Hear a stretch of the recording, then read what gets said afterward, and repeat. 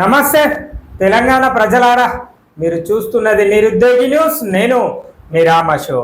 ఇక ఇలా వార్తలు చూద్దాం. మరి పెద్దపల్లి జిల్లాల వార్తలు ఎట్లా ఉన్నాయి, ఏం రాసిండు జర్నలిస్టులు అన్నారు. మరి నేను ఆంధ్రజ్యోతి దినపత్రికను తీసుకొచ్చిన ఎట్లాంటి వార్తలు రాసిండు, ఏం రాసిండో చూద్దాం. ముఖ్యంగా పెద్దపల్లి జిల్లాల the great corporation Ramagundam municipal corporation గురించి మనం మాట్లాడుకోబోతున్నాం. మరి ఏంటిది వార్త, ఎట్లాంటిది, అసలు ఏం జరుగుతుంది గోదావరి కనిపట్టణం చూడాలి, ఏం జరిగింది, ఎట్లా ఉన్నదో చూద్దాం. ఇక కనిలో విజృంభిస్తున్న విష జ్వరాలు, కిటకిటలాడుతున్న ప్రభుత్వ ప్రైవేట్ ఆసుపత్రులు, రోజుకు 300కు పైగా ఓపీ కేసులు. మంచి ముచ్చట, సంబరమైన ముచ్చట, అందరు సంబరపడాల్సిన ముచ్చట ఏంటంటే గోదావరి కనిపట్టణంలో జ్వరాలు విజృంభిస్తున్నాయట. విష జ్వరాలే అనుకోవాలి. ఇక ఈ జ్వరాలను అరికట్టేందుకు మన రామగుండం మున్సిపల్ కార్పొరేషన్ ప్రత్యేక ప్రయత్నాలు చేస్తుంది. స్వచ్ఛ సోమవారం అని, స్వచ్ఛ శుక్రవారం అని, అదని ఇదని అన్ని రకాలుగా చేసింది.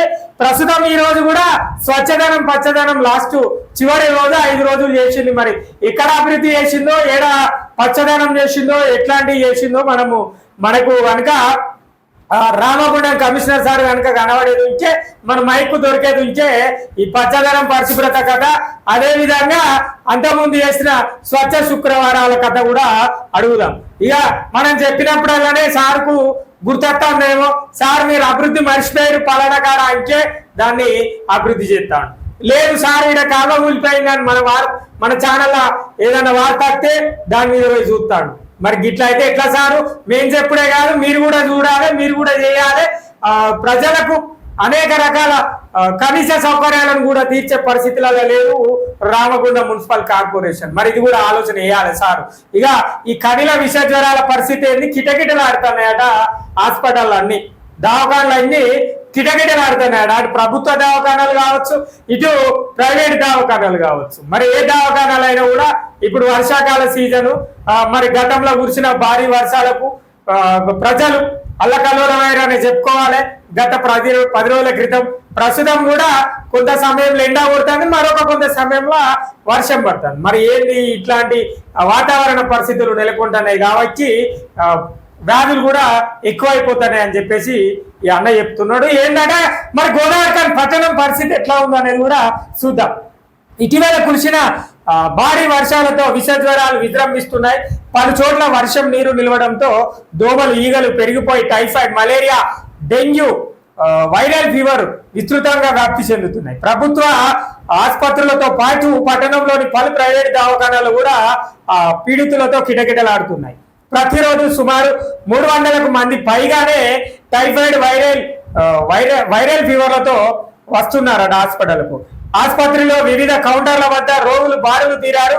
గోదావరి ప్రభుత్వ జనరల్ దవాఖానా, రామగుండం, కమాన్పూర్, మంతిని, పాలకుర్తి, అంతర్గా మండలాలతో పాటు భూపాల్పల్లి జిల్లా నుంచి కూడా రోగులు పెద్ద సంఖ్యలో వైద్యం కోసం వస్తున్నారట.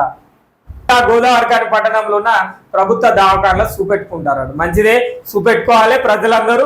మరి మనం కాస్త జాగ్రత్తగా ఉంచే ఈ వైరల్ ఫీవర్ల నుంచి, అంటే ఈ విష జ్వరాల నుంచి మనం బయటపడవచ్చు. మనం ఏది ఉదయం పూట లేచిన దగ్గర నుంచి మొదలు పెడితే పడుకునేంత వరకు అన్ని రకాలుగా, అంటే ఉదయం నిద్ర లేచిన తర్వాత బ్రష్ వేసుకున్న తర్వాత హాట్ వాటర్ తాగడం లాంటివి, ఇట్లా కొన్ని చిట్కాలను కనుక పాటిస్తే కొంతమేరకు విష జ్వరాలు అనేది తగ్గించే ప్రయత్నం చేసుకోవచ్చు. అదేవిధంగా ఇక దోమలు, గత 10 రోజుల క్రితం కురిసిన భారీ వర్షాల వల్ల నీరు నిల్వ పోయిందట. మరి ఆ నిల్వ వల్ల కూడా దోమలు ఏర్పడి టైఫాయిడ్, మలేరియా, వైరల్ ఫీవర్ వస్తున్నాయి అని చెప్పేసి అన్న చెప్తున్నాడు. మరి మనకు ముందుగాల రోడే లేదా, మనకు ముందుగాల కాలం చక్కగానే లేదా, మరి నీళ్ళు ఆగకపోతే ఏం చేస్తాయి సార్లు, మరి నీళ్ళే ఆగుతాయి. మనం ముందుగా రోడ్డు మంచిగా ఉండేది ఉంటే రోడ్డు మీద నీళ్లు పోతాయి, కాలువ మంచిగా ఉండేది ఉంటే కాలువల నీళ్లు సీదా వెళ్ళిపోతాయి. మనకి కాలువలు చక్కగా ఉండయా, రోడ్లు చక్కగా ఉండయా, అండర్ గ్రౌండ్ డ్రైనేజ్ ఉండదా చక్కగా, మరి ఏది చక్కగా ఉండదు. ఓపెన్ డ్రైనేజీలు, మట్టి రోడ్లు, ఇక కూలిపోయిన కాలువలు. ఇది రామగుండం మున్సిపల్ కార్పొరేషన్ కథలు. ఇక వచ్చినాయి పైసలు, అభివృద్ధి చేస్తాం పైసలు పెట్టి, ఎక్కడ అభివృద్ధి ఏడబోతుందో, మరి ఎందుకు ఆగిపోతుందో ప్రజలకే అర్థమైతే లేదు.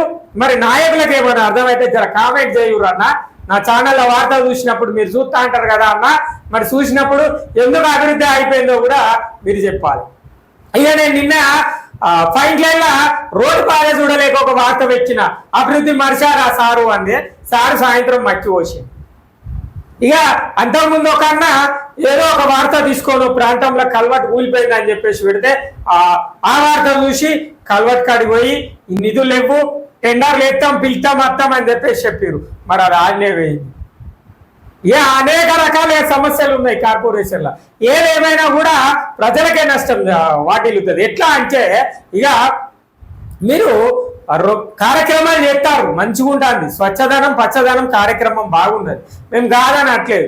మరి దాంట్లో ఏది నాణ్యమైన బ్లీచింగ్ పౌడర్ అందించకపోవడం, స్ప్రేలు సరిగా చేయకపోవడం, మరి పచ్చదనం అని చెప్పి షెడ్లు పెట్టకపోవడం, లేదంటే ఏది ప్రభుత్వ కార్యాలయాలైనా వీధులను కూడా శుభ్రం చేయాల్సి ఉంటుంది. మరి అట్లాంటివి కూడా వీధులు శుభ్రపరిచే ప్రయత్నం చేయడం, తర్వాత రోడ్లు లేకపోతే రోడ్లు వేయించే ప్రయత్నం చేయడం, కల్వర్ట్లు ఊలిపోతే కల్వర్ట్లు కట్టించే ప్రయత్నం చేయాలి. ఇంకా మేయర్ సార్ డివిజన్ అనే బ్రిడ్జి ఊలిపోతే ఇనుప రాడ్ ముక్కలు వేసుకొని దాని మీద నడుస్తారు. మరి ప్రథమ పౌరుడి పరిస్థితి అట్లా ఉంటే మిగతా ప్రజల పరిస్థితి ఎట్లా ఉండబోతుందో ప్రజలు అర్థం చేసుకోవాలి.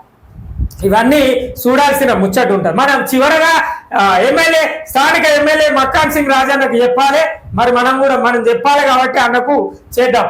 అయితే గోదావరి గారి ప్రభుత్వ జనరల్ ఆసుపత్రిలో రామగుండం ఇక వీళ్ళందరూ వచ్చిరట.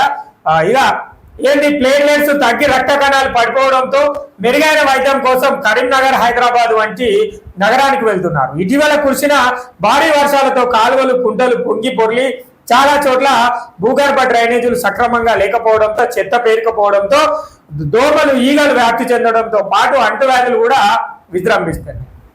అవన్నీ తెలిసినే మన ముందుగా సరే ఈడంటే వాతావరణం చక్కగా లేదనుకుందాం, విష జ్వరాలు ఇంటి చుట్టుపక్కల పరిసరాలు ప్రజలే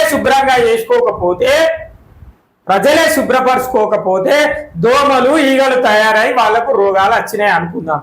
మరి ఈ రోగం వచ్చిన వ్యక్తి కనుక ప్రభుత్వ దవాఖానకు పోతే మరి అక్కడ బాగా శుభ్రంగా ఉన్నదా? అసలే మూలిగే నక్క మీదనట తాటి పండు పడ్డట్టు ఉన్నదట పరిస్థితి. నిజంగా ప్రజలారా, మనకే ఈడ రోడ్లు లేక, కాలువలు లేక, అండర్ గ్రౌండ్ డ్రైనేజీలు లేక, మరి దీని మీద చెత్త చెదారం తయారయ్యి ఈగలు దోమలు పందులు కుక్కలు అన్ని స్వైర విహారం చేస్తే మనకు వైరల్ ఫీవరు, అటు మలేరియా, ఇటు టైఫాయిడ్, అటు డెంగ్యూ, రక్త కణాలు పడిపోవడానికి వ్యాధులకు గురి అవుతున్నాం. మరి ఈ గురైన వ్యక్తిని ప్రభుత్వ దవాఖానకు తీసుకుపోయిన వెంటనే మరి అక్కడ ఆసుపత్రి పరిసరాలు కనుక చూస్తే అబ్బా ఇక్కడ ఉంటేనా నా యొక్క వ్యాధి తగ్గుతుందనేమన్నా మనశ్శాంతి లభిస్తుందా? అక్కడికి పోతే ఇక్కడెంత దారిద్ర్యం ఉన్నదో ఆ హాస్పిటల్ లోపల కూడా గంతే దారిద్ర్యం కనబడుతుంది. ప్రజలారా, ఓ తాగునీరు చక్కగా ఉండదు, కరెంటు చక్కగా ఉండదు, ఇక అక్కడ వచ్చే భోజన పరిస్థితులు చక్కగా ఉండయి. ఏమన్నా వేయాలంటే ఇక మనం బయటికి వస్తే ఇక చూస్తాం పరిస్థితి ఇక గట్లా ఉంటది. మరి మూలుగుతాన్న మనమే మూలుక్కుంటుంటే ఆడపోయినాక మన మీద పేద బండి వేసినట్టు కనబడుతుంది పరిస్థితి. ఇదే ముచ్చట. ప్రజలారా, గోదావరి కాని పరిస్థితి మరి ఎందుకు ఆగమ్య గోచరంగా తయారైందో నాకైతే అర్థమైతలేదు. కానీ మరి ఏం జరుగుతుందో ఎట్లా జరుగుతుందో తెలుస్తలేదు. మరి ఎమ్మెల్యే సార్కి చెప్పటోళ్ళు చక్కగా చెప్తలేరని నేను గతం నుంచి కూడా చెప్తాన్నా. మన ఛానల్ ద్వారా రామగుండం నియోజకవర్గ ఎమ్మెల్యే మక్కాన్ సింగ్ రాజన్నకు చెప్పేది ఏంటంటే, అన్న ఆకస్మిక తనిఖీలు చెయ్యుర్రి, ఎవ్వరికి చెప్పకుర్రి. మీరు మొన్న కస్తూరిబా పాఠశాలకు వెళ్ళి విద్యార్థినులకు ఏ విధంగా అయితే చూసిరో వాళ్ళ పరిస్థితులను అర్థం చేసుకున్నారో అదే విధంగా మీరు పర్యటనల గురించి కానీ మీరు వెళ్ళే ప్రాంతం గురించి కానీ మీరు ఎవ్వరికి ఎలాంటి అధికారులకు ఎలాంటి కార్పొరేషన్ అధికారులకు కార్పొరేషన్లో ఉన్న డివిజన్ కార్పొరేటర్లకు కూడా చెప్పకుర్రి. సడన్ గా ఆకస్మికంగా ఒక డివిజన్ పర్యటించుర్రి. పూర్తి స్థాయిగా ఆ డివిజన్ పరిస్థితి పైన అవగాహన చేసుకోర్రి. తర్వాత 32 కావచ్చు, 33 కావచ్చు, 34 కావచ్చు, 1 నుంచి మొదలు పెడితే 50 డివిజన్ల ఆ డివిజన్ నాయకులతో మాత్రమే మాట్లాడురన్నా. ఎందుకు చెప్తానంటే ఇక మీతో పాటు అందరు నాయకులు రావచ్చు, రావద్దని మేము అంటలేం. కానీ ఇక్కడ డివిజన్లో ఉన్న ప్రజల సమస్యలు డివిజన్ నాయకుల దృష్టికి తీసుకుపోయే లోపే ఇక్కడ అనేక రకాలుగా వివిధ వార్డులకు సంబంధించిన నాయకులు ముందుండడం వల్ల సమస్యలు మీ దాకా అందలేకపోతున్నాయి. ఇది అందరికీ దయచేసి అన్ని పార్టీలకు చెప్పేది ఏంటంటే ప్రజల సమస్యల పైన దృష్టి పెట్టుర్రి, ప్రజల కోసం పోరాటం చేయుర్రి, ప్రజల యొక్క అవసరాలను తీర్చుర్రి. గతంలో అది జరిగింది ఇప్పుడు ఇది జరుగుతుందని చెప్పకుర్రి. గతం జరిగింది గతహ, ప్రస్తుతం ప్రజల సమస్యలను తీర్చే ప్రయత్నం చేయుర్రన్న. ఇది మీరు గుర్తుపెట్టుకోవాల్సిన ముచ్చట. నేను గతంలో కూడా చెప్పిన రామగుండం నియోజకవర్గంలో మీటింగ్ అయితే మంచిర్యాల నియోజకవర్గ ఎమ్మెల్యే మనకెందుకన్నా, ఇది కూడా చెప్తున్నా. పెద్దపల్లి జిల్లాల మీటింగ్ అయితే మనకు 3 ఎమ్మెల్యే సార్లు ఉన్నారు, ఒక మంత్రి సార్ ఉన్నాడు. వీళ్ళందరూ ఉండగా కరీంనగర్ వాళ్ళు, హుజరాబాద్ వాళ్ళు, లేకపోతే హైదరాబాద్ ఎమ్మెల్యేలు మనకెందుకన్నా? మన బాధలు మన ఎమ్మెల్యేకి చెప్పుకుంటాం. నాయకులను తీసుకొచ్చి పక్క డివిజన్ల పరిస్థితులను అడుగుడు, మరి ఈ డివిజన్ల నాయకులను ఇంకో కాడికి తీసుకపోతే ఈ డివిజన్ సమస్యలు ఎవరికి ఎమ్మెల్యే సార్కు తెలిసే పరిస్థితి కనబడదు. కాబట్టి ప్రజలారా మనం కూడా గుర్తుపెట్టుకోవాలి. సారు మనకు ముందుగానే చెప్పిండు, ఏదన్నా సమస్య ఉంటే పూర్తిగా నాకు సమాచారాన్ని అందియుర్రి, లేదంటే ఎమ్మెల్యే గారి నెంబర్ కూడా కొన్ని మీటింగ్లలో చెప్పడం జరిగింది. మక్కాన్ సింగ్ సేవా సమితి అని ఎమ్మెల్యే గారి సతీమణి కూడా చేస్తున్నారు, వాళ్ళు కూడా నెంబరు ఇస్తున్నారు. ఆ నెంబర్ కానీ ఎమ్మెల్యే గారి నెంబర్ కానీ మన సమస్యలను తీసుకెళ్తే ఆ సమస్య పరిష్కారం అయ్యే పరిస్థితి నెలకొంటది. ప్రజలారా, ఇది మనం ఆలోచించాల్సిన ముచ్చట. ఇక కమిషనర్ సార్ చెప్తే చూస్తాం చేద్దాం అత్తది. ఇక మేయర్ సార్ అయితే కనవడు. సార్ డివిజన్ పరిస్థితి చక్కగా లేదు. ఇక మన డివిజన్ ఏం చూస్తాడో నాకైతే తెలియదు. ఇక ఇంకా ఏంటిదట, చిన్నపిల్లల్లో బ్లడ్ ఇన్ఫెక్షన్ ప్రైవేట్ ఆసుపత్రుల్లో చిన్నపిల్లలతో కిటకిటలాడుతున్నాయి. చాలా మంది పిల్లల్లో బ్లడ్ ఇన్ఫెక్షన్, వాంతులు, విరేచనాలతో బాధపడుతున్నారు. గోదావరిఖని ప్రభుత్వ జనరల్ ఆసుపత్రిలో రోజుకు 50 మంది చిన్నపిల్లలు బ్లడ్ ఇన్ఫెక్షన్, వాంతులు, విరేచనాలతో ఆసుపత్రుల్లో చేరుతున్నారు. ఇక పిల్లలకు బ్లడ్ ఇన్ఫెక్షన్, పెద్దలకు కూడా బ్లడ్ ఇన్ఫెక్షన్ వస్తుంది. ఈ కలుషిత నీటి వల్ల, వాతావరణ పరిస్థితుల వల్ల వాంతులు, విరేచనాలు కూడా అయితే. ప్రజలారా, మనం కూడా కాస్త జాగ్రత్తగా ఉండాలి. మరి ఇంటి దగ్గర పరిసరాలను పరిశుభ్రంగా ఉంచుకోవాలి, నీటిని నిల్వ ఉంచుకోకూడదు, దోమలు వ్యాప్తి చెందకుండా చూడాలి, ఈగలు రాకుండా చూసుకోవాలి. ఇది మన ధర్మం కూడా. అన్ని నాయకులే చేయాలి, అన్ని అధికారులే పట్టించుకోవాలంటే కొంతమేరకు అందకపోవచ్చు కొన్ని సమయాలలో. కాబట్టి పూర్తి స్థాయిలో మనం కూడా ఓ 30% పరిసరాల పరిశుభ్రత పైన, ప్రకృతి వనరుల పైన మనం కూడా ఒక దృష్టి పెట్టాల్సి ఉంటుంది. మీరు కూడా పచ్చదనంగా ఉంచుకోవాలి వాతావరణ పరిస్థితులను. అదేవిధంగా నీటిలో నిల్వ ఉండకుండా చూసుకోవాలి. ఇట్లాంటి చిన్న చేసినప్పుడే కొంతమేరకు వ్యాధులు ప్రబలకుండా మనం ఉంచుకోవచ్చు. అంటే మన వాతావరణం పరిస్థితులు మార్చుకోవచ్చు. అట్లా చూడాలి ప్రజలారా. ఇక ఏదేమైనా కూడా కార్పొరేషన్ వైఫల్యం అనే చెప్తా. ఎందుకు చెప్తా అంటే రోడ్లు లేవు, అండర్ గ్రౌండ్ డ్రైనేజీలు లేవు, ఓపెన్ డ్రైనేజీలు ఉన్నాయి, మట్టి రోడ్లు ఉన్నాయి. ఇక అక్కడక్కడ కాలువల నిర్వహణ చక్కగా లేదు. మీరు ఇక ఏం చెప్పుకుంటాం, మీ అభ్యంతరాలు, మీ ఇష్టానుసారాల ప్రకారంగానే కార్పొరేషన్ నడుస్తుంది. కాబట్టి మీరు ఎట్లా చేసినా ఏం చేసినా ప్రజల కోసం చేయాలని చెప్పేసి మా ఛానల్ ద్వారా ప్రజల తరపున కమిషనర్ సార్లు కోరుతున్నాం.